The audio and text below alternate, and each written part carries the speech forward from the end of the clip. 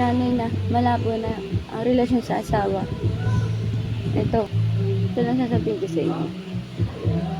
Tumaan niyo yung anak niyo, huwag niyong iwan. Magsakripisyo kayo para sa anak niyo. Gawin niyo ang lahat na makakaya ninyo. Huwag niyong iiwan yung asawa niyo para lang sa inyo. Gawin niyo ang lahat na makakaya mo. Gawin niyo lahat ng pagmamahal para sa anak niyo.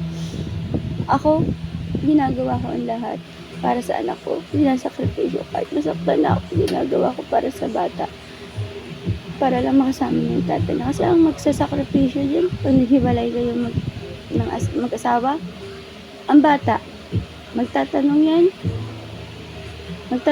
kung nasan yung tatay niya. Ano nangyari sa inyo, bakit naghiwalay kayo.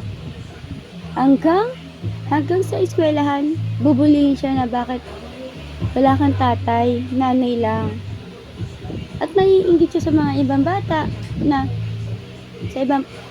na bakit ikaw may nanay, tatay, ako wala. Ganon yun. Magsasakripisyo ang bata sa inyo at maiinggit siya. Magtatanong sa sarili niya, bakit ganitong buhay ang binigay sa akin ng Diyos? Bakit ganito?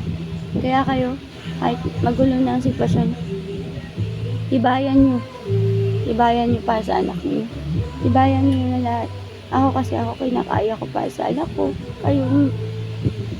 Kayanin nyo para sa anak niyo. Kasi masakit maging broken family. Masakit maging mawalan ng ama, mawalan ng anak, ng ina, ang bata. Hindi sakripisyo ang anak niyo. Okay? Kayanin mo lang. Ako, tinatatagan ko lang para sa anak ko. Please.